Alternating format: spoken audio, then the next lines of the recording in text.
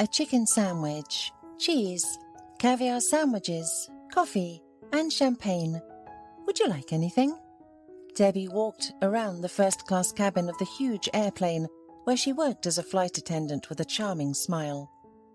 Debbie was an experienced employee that could tell at a glance whether her passengers needed anything. She didn't even need to look at her watch to know when it was time to serve the guests on the flight. "Darling, some champagne, please," said the elderly, slightly plump man in a business suit who was flying to London for some business. He sat by the window and was reading the latest newspaper when Debbie was walking down the aisle, pushing a trolley loaded with snacks and dishes. "Of course, just a moment," said the woman with a smile. Then she deftly pulled out a bottle of champagne from the lower compartment of the trolley, took it to the service area, opened it quickly, and poured the bubbly golden liquid into a crystal glass, which she then brought to the businessman. "Thank you, Debbie," said the man, and he went back to reading. Debbie truly loved her job. She had been serving on board an airline for 4 years now and had never regretted her choice. The boundless sky, the beautiful uniform, the opportunity to see other countries, and the diversity of time zones. All of this allowed her to feel free and distract her soul from various current problems, worries and anxieties, of which Debbie unfortunately had plenty. After finishing serving the dishes, Debbie returned to her workstation. She placed the trolley and looked at herself in the mirror, adjusting a few strands of hair that had come loose from her hairstyle. Debbie was a very attractive 28-year-old leggy beauty with shiny chestnut hair and dark green eyes, like lush summer grass. Her smile made men tremble with delight and women sigh with envy.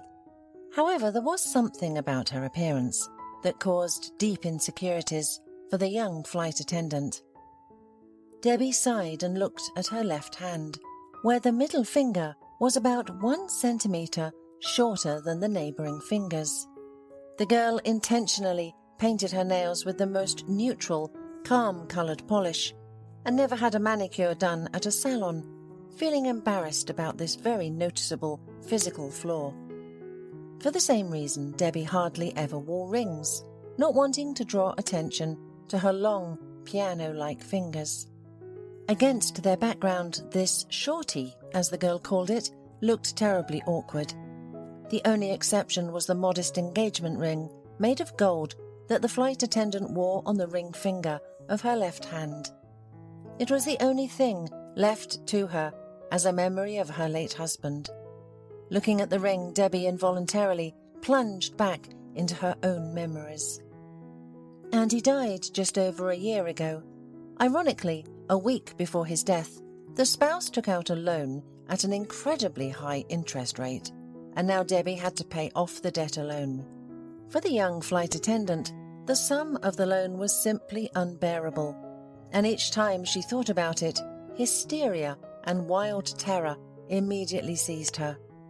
All because the loan was not taken out from a bank, with which she could somehow try to negotiate, but from very dangerous people, representatives of the criminal layer of the city.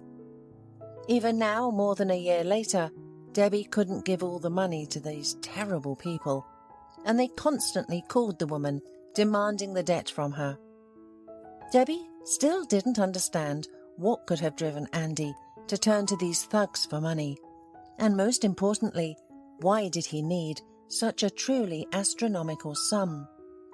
In the last few months, the bandits had completely lost their minds, writing terrible threats on the walls near the flight attendant's house, or stalking her on the way from the airport to her home, following her taxi in their large, tinted, black SUVs. It was clear that their main goal was to intimidate the young widow so much that she couldn't think of anything other than giving them this damned money. And it must be said, they were brilliantly successful in exerting this kind of influence. "Well, beauty, how much longer does my boss have to wait for his money?" asked the tall, broad-shouldered, and completely bald thug. Once cornering the unfortunate flight attendant, in an alley near her home.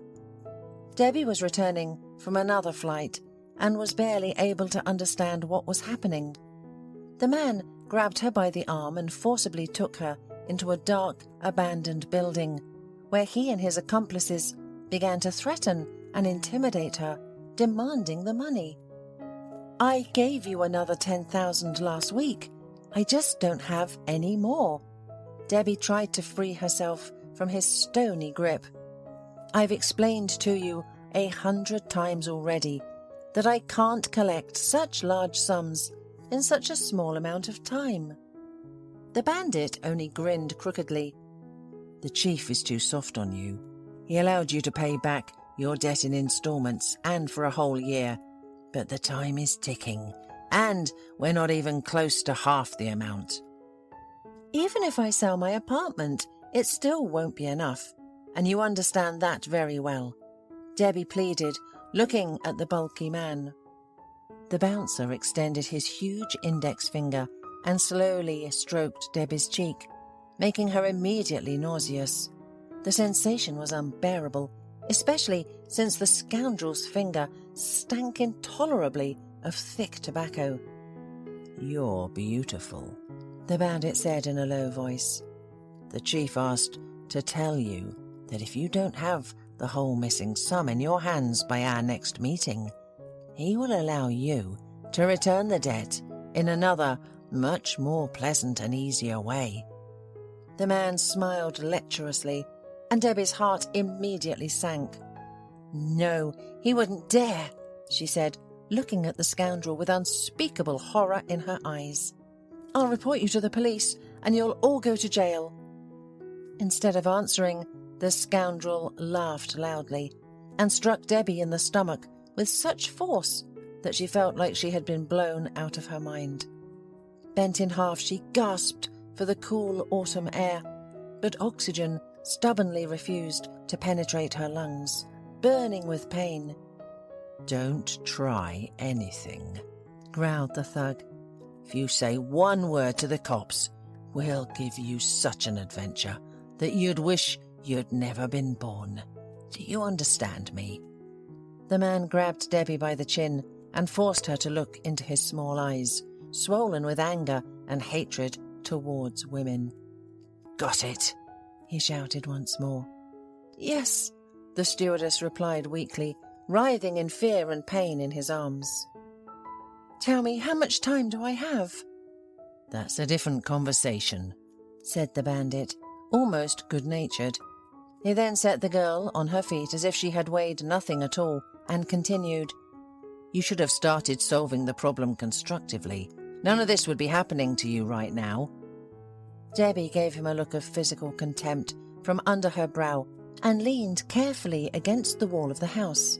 Meanwhile, the man took out a small diary and marked a date with a pencil. Debbie stood holding her stomach and looked at the scoundrel, waiting in silence. "You have 2 weeks, he finally said, and with a thud, he closed the diary. "If you don't collect the rest of the money in that time, get ready to meet my boss. And I assure you, you better be nice to him, or we'll sell you into slavery to the Turks.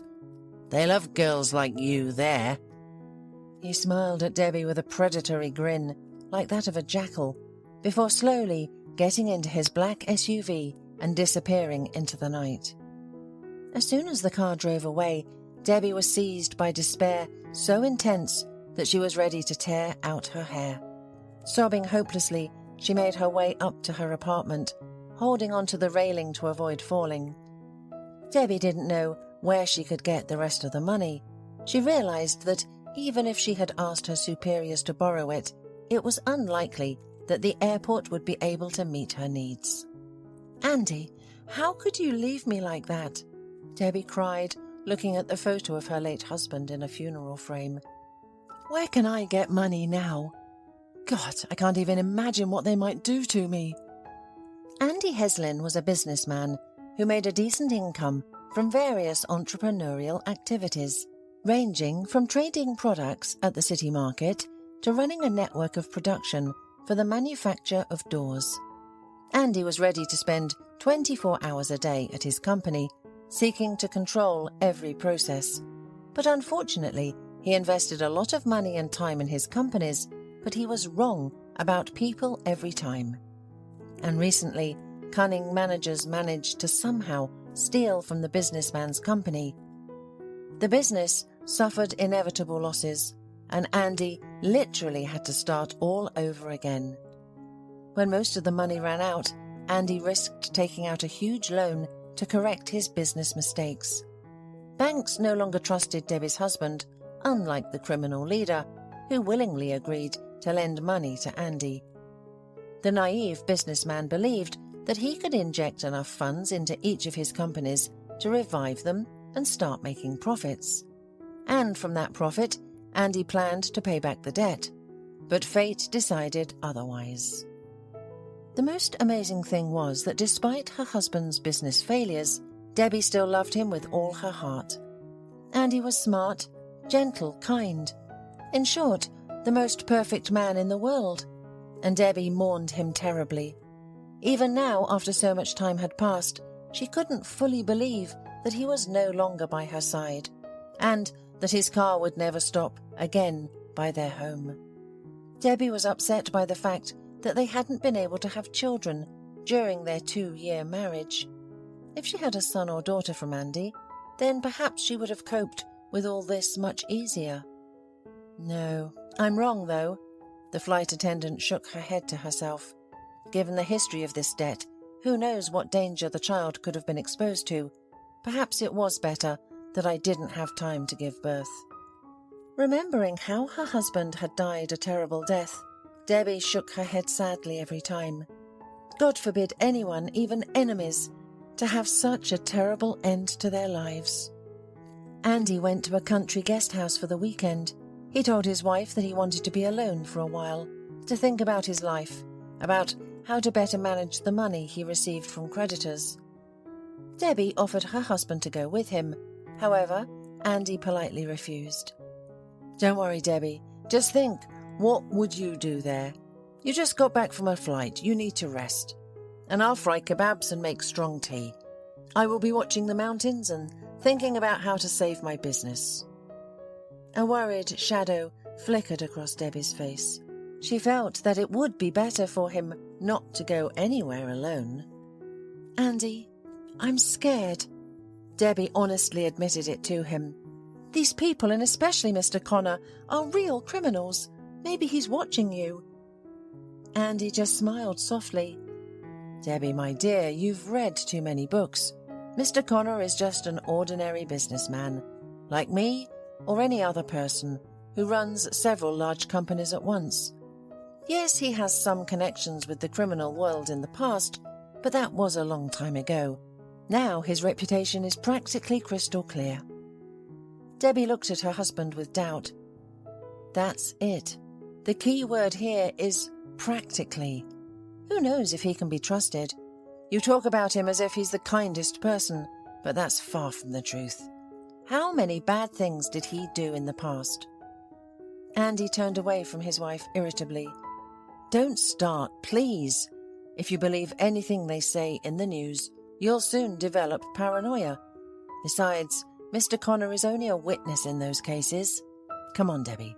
Let's not discuss the past of my business partner and creditor, okay? Debbie pouted but quietly said, As you wish, Andy. But I just want my husband to live many happy years with me. But you're getting involved in some unpleasant story. The spouses quarreled that evening because of that unfortunate loan, because Debbie didn't want to let him go alone out of town. However, Andy was always stubborn by nature, so he didn't listen to his wife, packed his sports bag, and left for their country house the next morning. Debbie was very nervous all day, and as it turned out, not in vain. Closer to the evening, Andy stopped answering completely. She felt that something terrible had happened. However, she continued to wait and believe until the end that it was all just her own imagination. Debbie only realized that her intuition had not failed her when her husband did not return home the next morning. Andy's phone was off, and an unpleasant shiver ran down her spine. God, please let him be alive. As soon as the young woman thought that, her phone vibrated, announcing an incoming call. The number was unknown, so Debbie's heart immediately sank. "Hello?" she answered, her voice trembling with excitement. "Mrs. Heslin?" asked a male voice. "This is Captain Perez. I have sad news for you. Your husband, Andy Heslin, died last night as a result of a fire that broke out in your country house." Debbie's legs buckled, and if it weren't for the sofa next to her, she would have fallen to the floor. Debbie pressed her hand to her lips, trying to stifle a groan. "How?" she managed to whisper. "The experts have determined that it was an accident," the policeman explained. "Apparently, your husband didn't pay attention to the container with the ignition fluid, and it exploded." "What? No, it can't be," protested Debbie. "My husband was always extremely careful and cautious.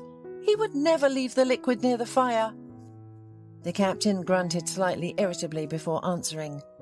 "Mrs. Heslin, I am only saying what has been confirmed. Facts are facts and you can't argue with them.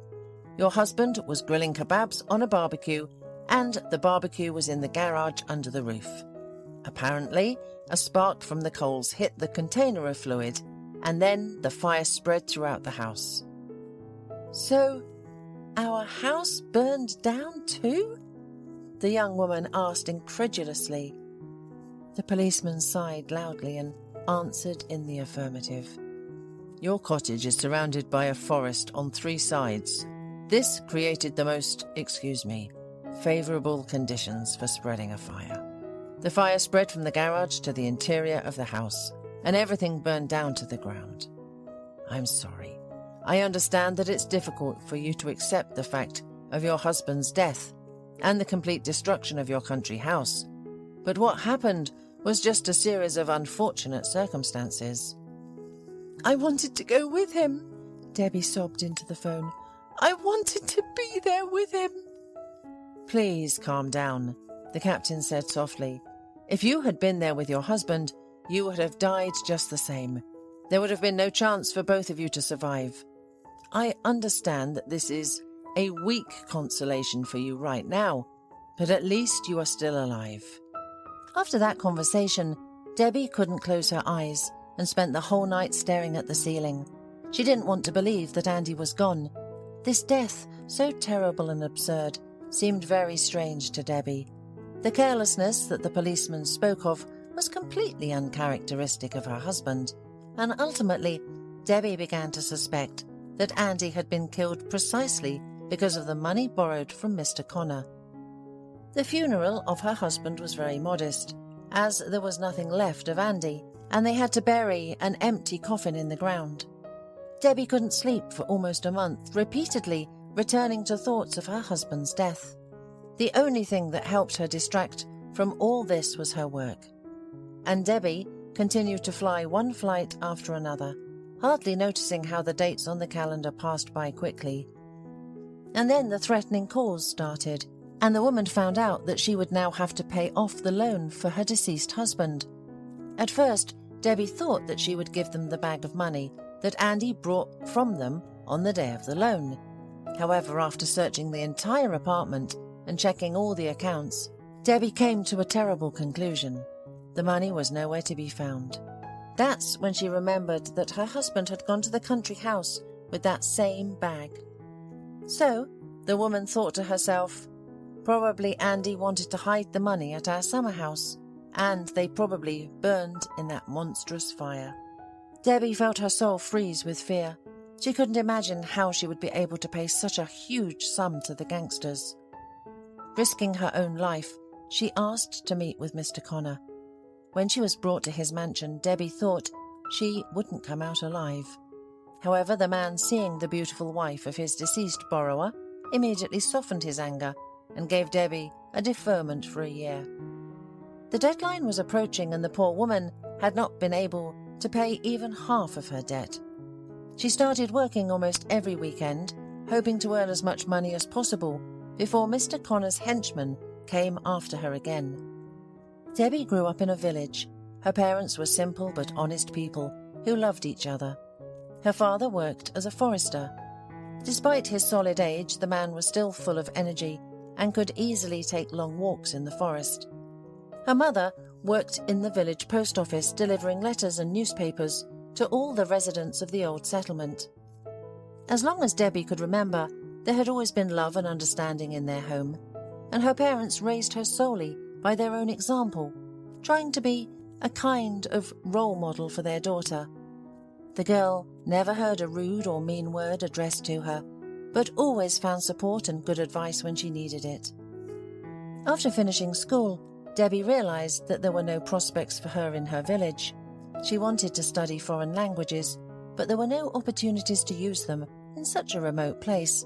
Besides, Debbie had a dream that she initially feared telling even her parents. Since childhood, Debbie had been fascinated by the sky.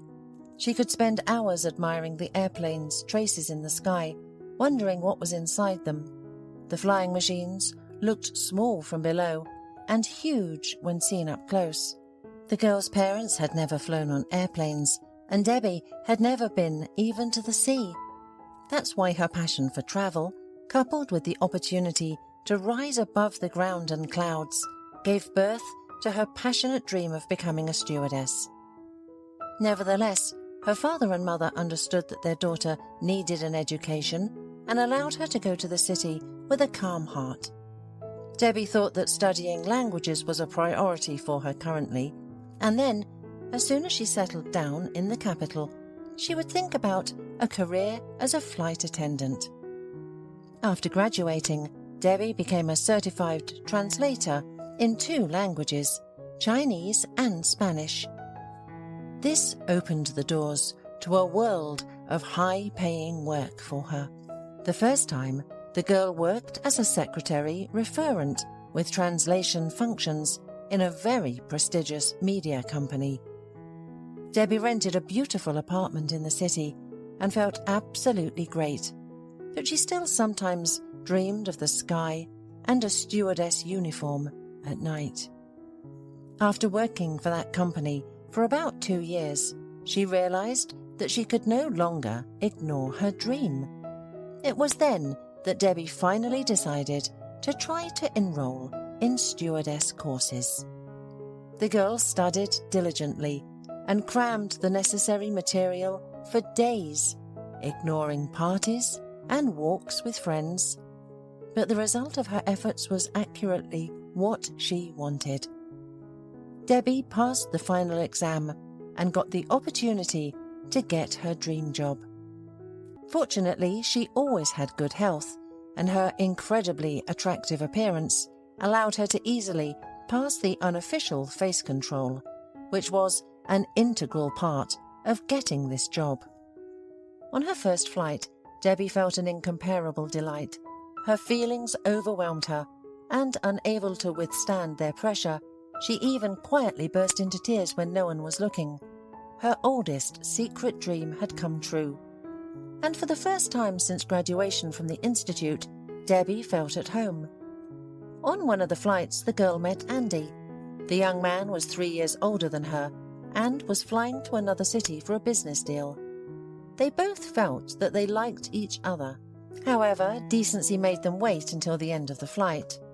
Only then did Andy approach the young, beautiful stewardess and invite her to dinner at a restaurant. "Please, don't refuse." Andy looked at her with a silent plea in his eyes. "I know it may seem strange to you, but as soon as I saw you, I knew. I just had to try to get to know you." Andy's embarrassed smile accompanied his words. Debbie was overwhelmed with incredible emotions at that moment. She could not have imagined that she would be fortunate enough to meet someone whose soul would be like the other half of her own. Andy understood the girl so well that sometimes it seemed to Debbie that everything was happening to her was a fairy tale. Standing in front of the mirror in the flight attendant service room, Debbie thought that life with Andy was the happiest period in her life. She was unlikely to ever meet a person with such spiritual qualities again. Her husband was not just a partner with whom she agreed to spend the rest of her life. He was her friend, the most passionate lover, and a like-minded person, always ready to support her in difficult times. Their last separation was all the more terrible because of a silly argument made the loving spouses spend the night apart before their trip to the summer house. Debbie was about to sit down in her seat in the aisle when suddenly the plane began to shake mercilessly. The light in the cabin flickered, and loud voices of passengers full of dissatisfaction and fear were immediately heard. "Oh my God, we are falling!" cried a woman. "What's happening? Stewardess, where's the stewardess?" A middle-aged male voice was heard. "Mummy, I'm scared. Are we going to die?" A child's voice wailed somewhere very close to Debbie. Debbie immediately understood that they had entered a zone of turbulence. This had happened to her many times before, but still, every time, Debbie was a little scared. However, she had no right to show her feelings to the passengers, as it would be a complete violation of all the rules of conduct for personnel on board. Taking a few deep breaths, the woman moved into the cabin and tried to maintain an expression of complete composure on her face. Debbie beamed a dazzling smile at everyone she passed by, asking them to fasten their seatbelts and remain calm. "Why are we shaking like this?" protested the same businessman who had recently ordered champagne from her. "Are you telling us the truth, or are you just trying to drag it out until we find out we only have 100 meters left to fly to the ground?" "Don't worry, it sometimes happens during the flight." Debbie tried to calm him down. "The turbulence zone will end soon, and we will continue our journey. There is absolutely no reason to worry." The businessman muttered something in response, but still securely fastened his seatbelt. A little further, Debbie noticed a beautiful lady of about 50. The woman was dressed in an expensive coral suit and held a luxurious cream-coloured leather bag on her knees. Debbie immediately realized that the woman was wealthy. Her manicure, hairstyle, and beautiful shoes from the latest collection of a famous fashion house spoke for themselves. However, no matter how much money she had, the woman was, first of all, a passenger, and like all passengers on this flight, was experiencing genuine fear at the moment. Currently, when the stewardess reached her seat, the plane shook violently again.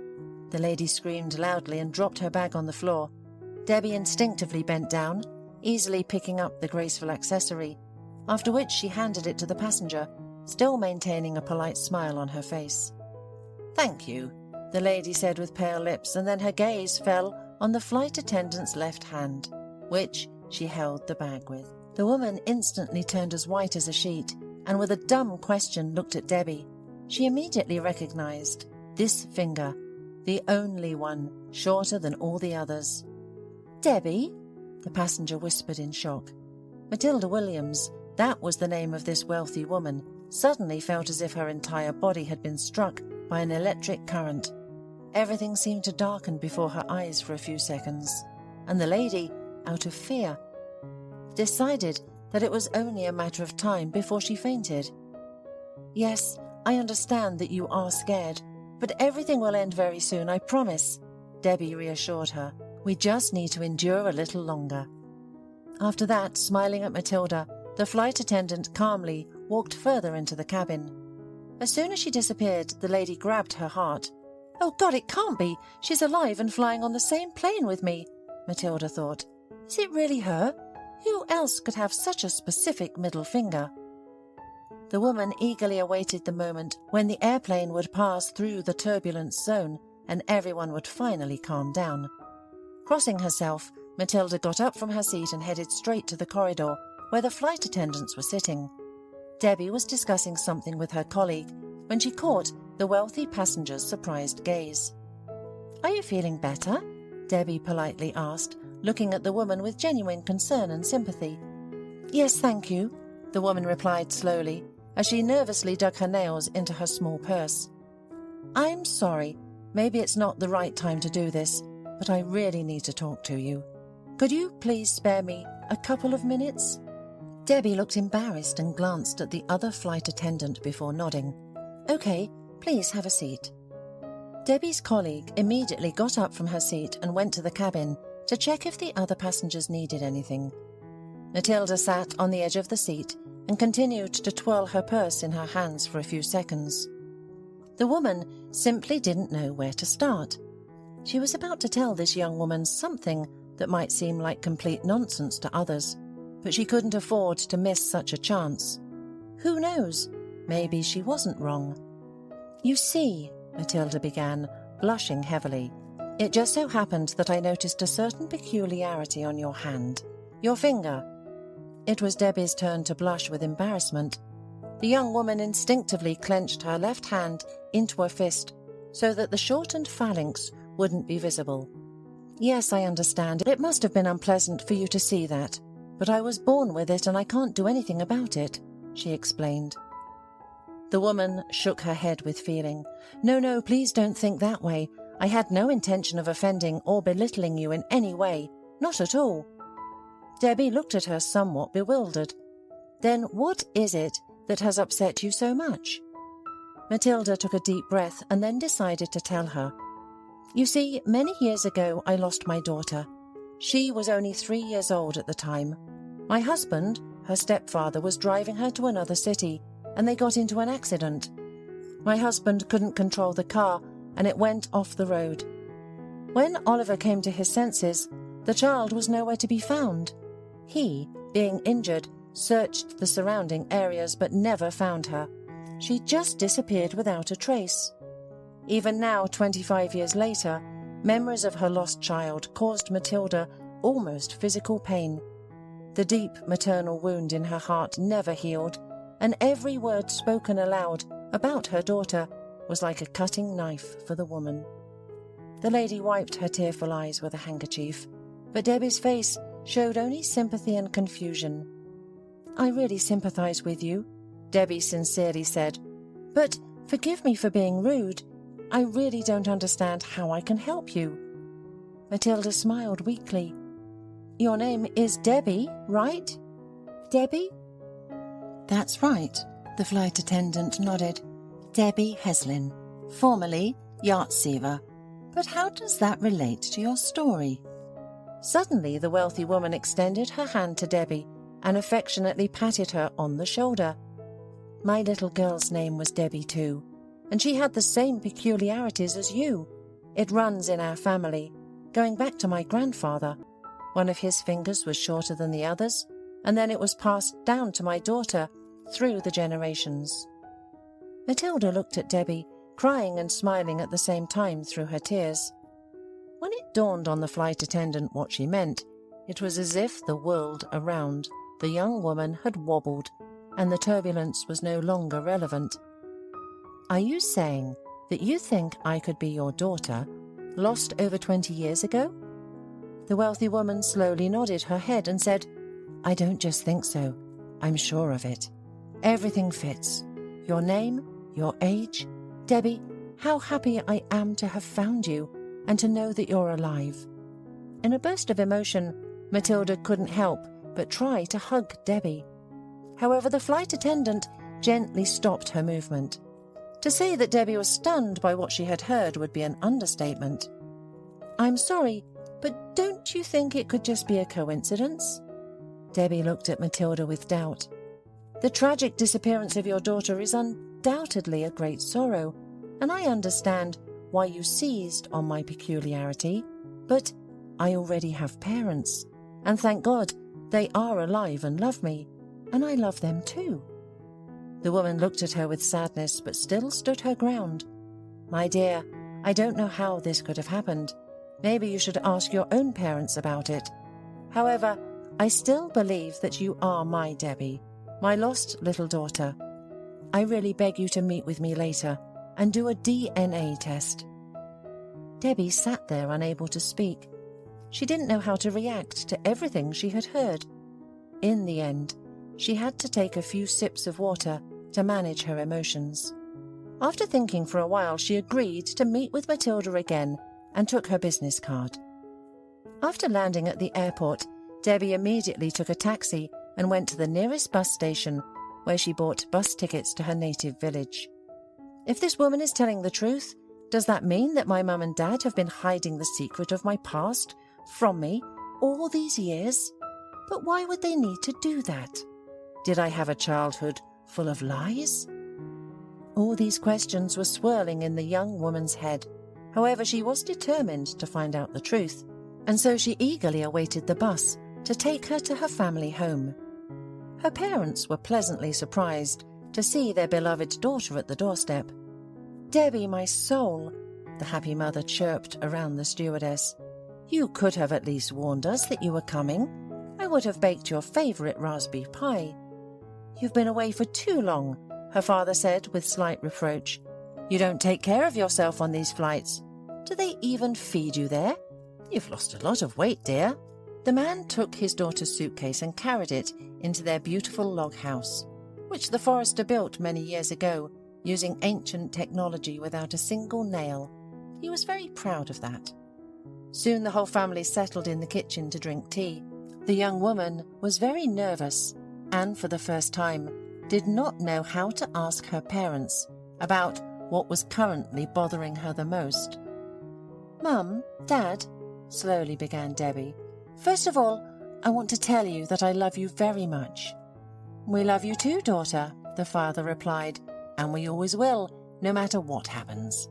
But you didn't come here for that, did you?" "You always see the essence of things right away, Dad," Debbie said thoughtfully, and then asked directly, "Tell me, are you my natural parents?" Debbie looked at her parents intently, shifting her gaze from one to the other. There was nowhere else to back down. A light shadow passed over the mother's face, and her smile slowly began to fade. "Why on earth are you asking such questions, Debbie?" the woman asked with concern. "Of course we are your parents. Who else?" At that moment, the man covered his wife's hand with his own and then said in a low voice, "Debbie, I had hoped that you would never ask such a question. But apparently, it cannot be that the truth will not come to light sooner or later." The man shook his head helplessly and silenced any objections from his wife with his gaze. After that, he poured himself a new cup of tea and took a big sip. "That was a long time ago," he began, looking into the distance. "We went through a great sorrow then." The man paused for a moment, but Debbie's mother continued for him. "I already had a miscarriage 3 times. I couldn't carry a baby, and the doctors said that if I tried again, then I wouldn't survive. I could die from bleeding and complications." Debbie's mother sobbed and wiped her eyes with the edge of her scarf. She really didn't want to remember that difficult period in her life. "I used to go into the woods all the time back then, trying to calm my grief and dull the pain," the father continued. "And one day, when I was walking past the walnut grove, I saw you sitting on the edge there, crying with burning tears. That's why we called you Squirrel, because you were sitting there under the walnut tree with your fluffy red braids and rubbing your face with your hands like a sad little squirrel." Remembering this, Debbie's father smiled slightly, but it was clear that he was experiencing forceful emotions as he spoke. And although not a single muscle twitched on his face, the father's shoulders trembled with soundless sobs that he was trying to suppress with all his might. "You were only 3 years old then," the mother explained. "Your father picked you up in a bundle and brought you to our home." The woman smiled sadly, looking at her daughter with tenderness. "I remember thinking back then that the Lord had finally taken pity on me and sent you to me. You were so weak, with a huge scratch on your forehead, and you kept calling for your mum, and you cried endlessly."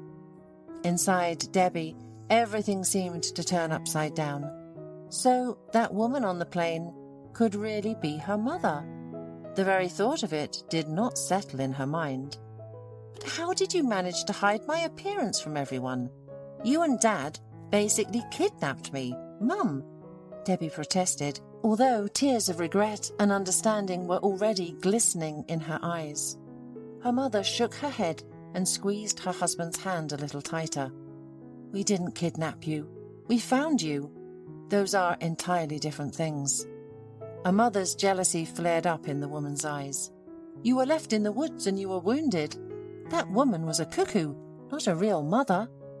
The father patted his wife's shoulder, trying to calm her down, while his daughter spoke up. "We gave all our family golden savings to our then chairman so that he would help us to get documents for you. That's how you became our daughter."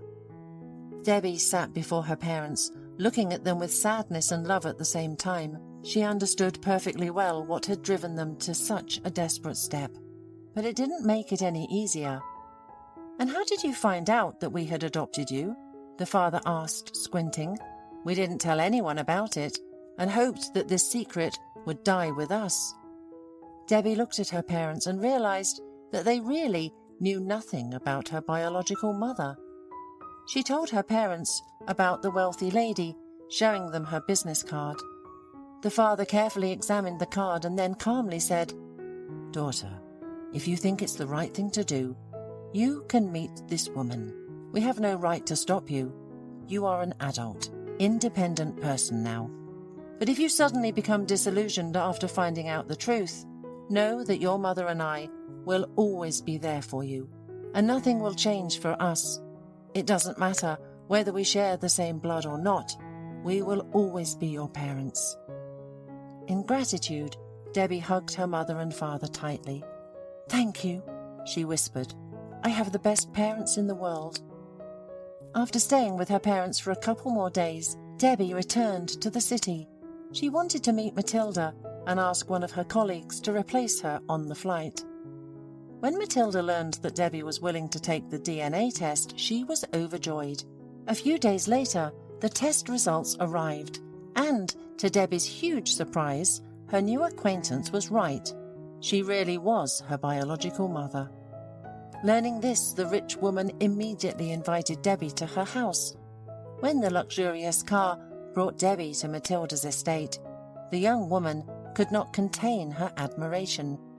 She had never in her life seen such luxury and style that literally squeezed into every piece of furniture and magnificent green garden of a mansion. She was led into the living room, where her biological mother greeted her. Matilda looked very excited, but charming.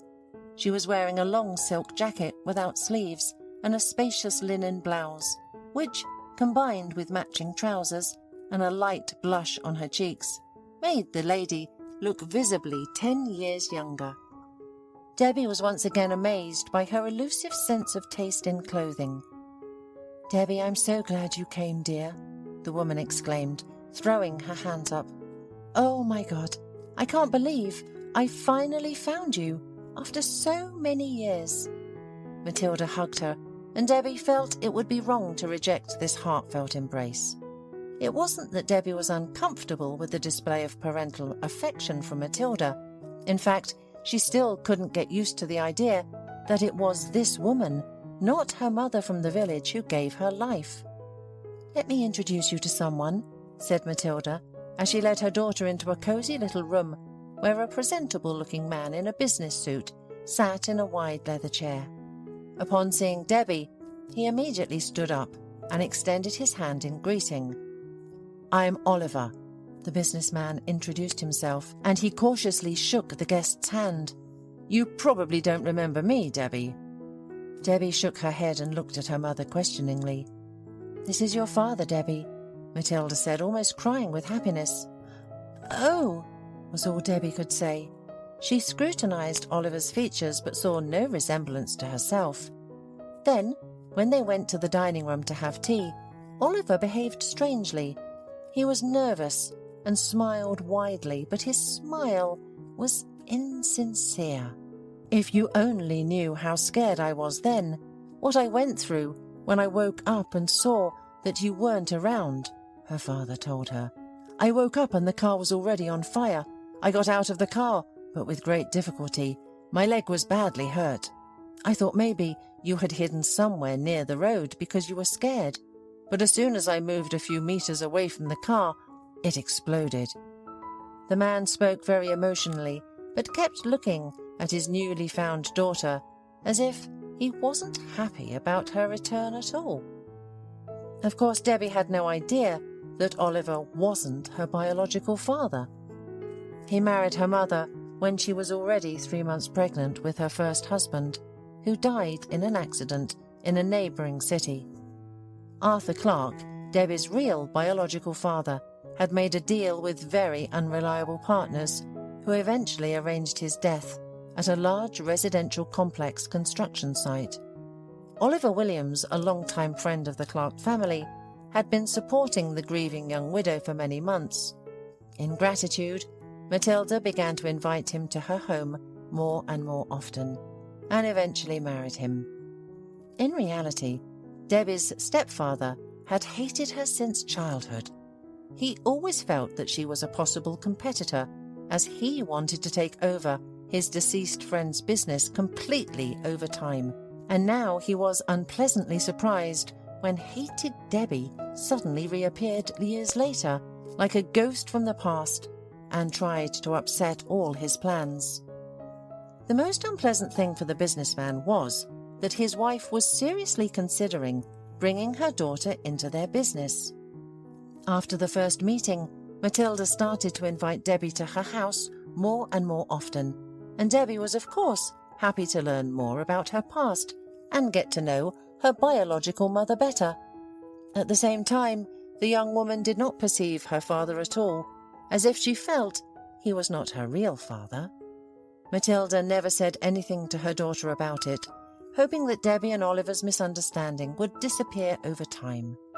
"Matilda, dear, forgive me, but I don't understand why you're so fixated on the idea of Debbie becoming a full-fledged shareholder. After all, so much time has passed, and her profession is entirely different. She won't be able to become a decent business lady from a stewardess." "Excuse me for being so blunt," said Oliver. Matilda looked at her spouse with bewilderment. Debbie is a descendant of the Clarks. She was raised by entirely different people, rural people, but that didn't stop her from graduating from school and college with honours. She knows 2 foreign languages perfectly. I'm certain that once she learns a little more and delves deeper into our business, our genes will definitely take their course." Oliver was beside himself with rage. He was at a loss for words, but he was not going to leave it at that.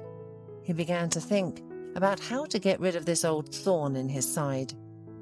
The point was that he already had his own trusted people in his wife's company, with whom he had been quietly engaged in fraud and embezzlement for a long time. They laundered money through third-party projects and transferred it to their personal foreign accounts. Oliver planned to fully subordinate the entire board of directors to himself to control all the resources alone. However, for this to happen, he needed to make sure that Matilda would not suspect anything. With the appearance of Debbie in their lives, Oliver's plan risked falling apart, and he intended to do everything possible to ensure that his stepdaughter never touched the inner workings of her mother's company. Summoning one of his shadow operation assistants to his office, Oliver told him, "It's time to take decisive action. This little stewardess is already planning to do an internship with our company. I need you to finish what I couldn't do many years ago." Oliver looked closely at the assistant and he turned pale, realizing exactly what the boss wanted from him. Then Oliver continued, "I set up that accident when I almost crashed with my adopted daughter. I thought I'd get rid of her while she was still little, and all the problems would be solved. For so many years I hoped that she disappeared somewhere in the woods and would never be heard from again. And now she has appeared and wants to try her hand at her mother's business." The assistant, listening to Oliver, swallowed in fear. He never thought that he would be asked to commit the most terrible crime that could exist in a civilized society. It was already beyond the pale. "I can't allow her to ruin everything that I have been collecting bit by bit for so many years. After all, I even brought her father, Arthur, into contact with those companions to eliminate him and so that Matilda would not find out anything. And now I have to do the same thing with her daughter." Oliver looked pointedly at the man standing before him. "But don't worry, I've thought of everything in advance. The day after tomorrow, I'll schedule a meeting in the park. In the evening, I'll say I want to talk to her without witnesses and discuss some prospects in our company. And then, you understand perfectly well what you need to do. Just make sure everything looks like a simple robbery. I don't want to be the first to be suspected." The assistant, though not happy with such a terrible task, agreed. What else could he do? After all, he was a person under duress. Debbie agreed to meet her stepfather without any ulterior motives, not knowing what terrible fate he had in store for her. Late in the evening, when the deserted space of the park was illuminated only by the weak light of evening lanterns, Debbie stopped near the agreed-upon meeting place with the businessman. The young woman did not suspect that Oliver was not her biological father, so she did not sense the danger emanating from him. Anyway, she explained their disagreements about her possible work in her mother's company by saying that they had not seen each other much in recent years. Debbie waited at the meeting place for at least half an hour before deciding to call Oliver. To her surprise, the mechanical voice on the other end of the line told her that the subscriber was out of range. "Strange," she said aloud, and she was about to go home when someone grabbed her from behind and covered her mouth with their hand so that she couldn't make a sound. "Stand still, otherwise I'll cut you like a sheep." She heard a male voice behind her, which seemed very vague to Debbie, but was still familiar. However, when the robber turned the victim to face him, Debbie's horror knew no bounds. The criminal turned out to be her ex-husband, Andy. He also did not expect to see his former spouse at the ordered location, and therefore, for the first few seconds, simply stared at her in silence, losing the gift of speech due to surprise. Andy didn't even bother wearing a mask, so he was sure he could quietly get rid of his victim. "Andy, is it really you? Are you alive?" Debbie struggled to say it, looking at her ex-husband straight in the eye. "But how? You died in that fire. The investigator told me." "Debbie," Andy interrupted her, still holding the woman in his steel embrace. "Believe me, I'm very sorry it turned out this way, but I didn't have any other choice then. They would have killed me." "Who?" Debbie didn't understand anything. "Mr. Connor with his cronies." Andy shook her by the shoulders. "I overheard one of them discussing how they were going to bury me somewhere in the forest, about a couple of weeks after that damned loan was given to me. So I decided to run away with the money. I staged my own death in the fire. I had to cheat them. Sorry, but I didn't have another choice." Slowly, the meaning of her husband's words began to dawn on Debbie. "So what was your plan?" she asked. "You were going to abandon me, get away the money, and leave me to be torn apart by these scumbags. Is that what you planned?"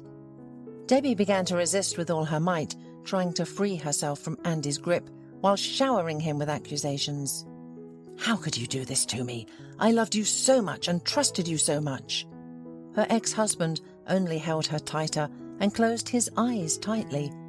Of course, he did not expect anything like this from his plan. When he faked his own death in the fire and disappeared with the gang's money, for a while he thought he had completely robbed Mr. Connor, and his gang didn't have any leverage over him, but he couldn't imagine that they would demand his wife pay back the debt. Having squandered all the money in a short period of time and being left with literally nothing, Andy somehow managed to make himself new documents and use them to get a job at Matilda's company. Oliver immediately realized that he had an employee with fake documents in his ranks, but decided not to fire him for the time being, perfectly understanding that he could use that against Andy. That's why, when it was time to get his hands dirty, the businessman chose Debbie's ex-husband. And Andy couldn't even think that the woman he had to eliminate was his ex-wife. Now more than ever, Andy understood that Debbie was the only witness to all his crimes, and he couldn't leave her alive. "Forgive me, Debbie." He tried to calm his wife, holding her tighter, while all the time raised a long, sharp blade in the dark with his free hand. "It's all going to end now," he said meaningfully, and he was about to plunge the blade into the woman's body. But at that moment, someone suddenly knocked the knife out of his hand with a strong movement, turning her hand 180 degrees. The villain screamed in pain, and Debbie managed to free herself from his choking grip finally. She watched in horror as a homeless man in ripped jeans and an old jacket tried to twist her ex-husband's arm. "Call the police, quickly," he shouted to Debbie, and she noticed that her saviour was not much older than Debbie. She didn't have to repeat it twice, so Debbie immediately dialed the short number, and a few minutes later the police arrived to arrest the scoundrel. The homeless guy gave his testimony. He had been sleeping on a bench nearby, June weather permitting, and then heard a woman screaming and immediately rushed to help, knowing that the park was not safe in the evenings. In the end, the police arrested Andy, and he confessed without any qualms during questioning that Debbie's stepfather had organised the entire assassination attempt. At that moment, a shocked Matilda learned about her daughter's loan and her husband's terrible intentions, and Debbie herself learned that Oliver was not her biological father. Then a special police operation was carried out, and Mr. Connor and all his gang were caught red-handed. After resolving all her problems, Debbie went back to the park to find and thank the homeless man who saved her life. However, she couldn't find him and went home disappointed. As she got out of the taxi, she noticed a young man with a huge bouquet of red roses standing near her entrance. "I wonder who got so lucky," Debbie thought to herself with a smile as she walked past him. Just as she was about to pass the young man, she realized she had seen him before. "Good afternoon." The recently homeless man, who was now dressed in a beautiful light grey business suit, smiled at her. "I apologize for showing up so unexpectedly, but I just had to see you again." Debbie stood there, looked at him in amazement, as a shy smile slowly appeared on her face. "Is it you? You're the very homeless man who saved me in the park, aren't you? Why are you here, and looking so amazing?" the guy joked. "Yeah," Debbie laughed sincerely. "That's exactly what I wanted to say." The man, whose name was Glenn, explained to her that he actually worked as a psychologist, solving the emotional problems of successful businessmen and showbiz stars. He was brought to the park by his professional needs.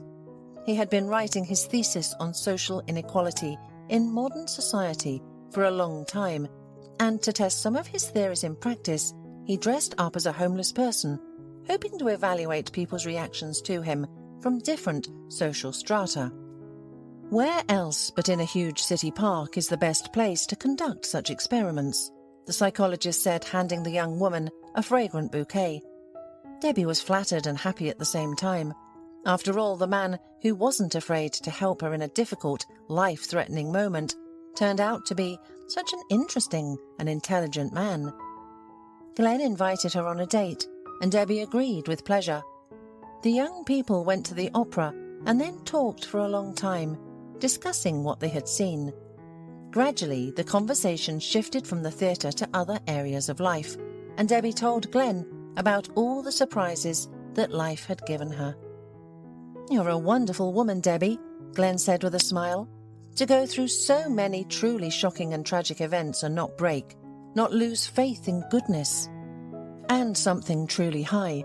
You know, I would really like to meet you again, if you don't mind." Debbie agreed with a laugh. Of course she would be happy to see Glenn again. His tactfulness and attentiveness, as well as his perfect manners, left an indelible mark on her soul. Soon after that, Glenn and Debbie started dating. The young people were literally charmed by each other, and their feelings blossomed like a beautiful and delicate lily flower. After a few months, Glenn proposed to Debbie. The wedding was not the loudest, but it was definitely the most beautiful and memorable for all the guests and the newlyweds themselves. Debbie was happy that she now had two mothers.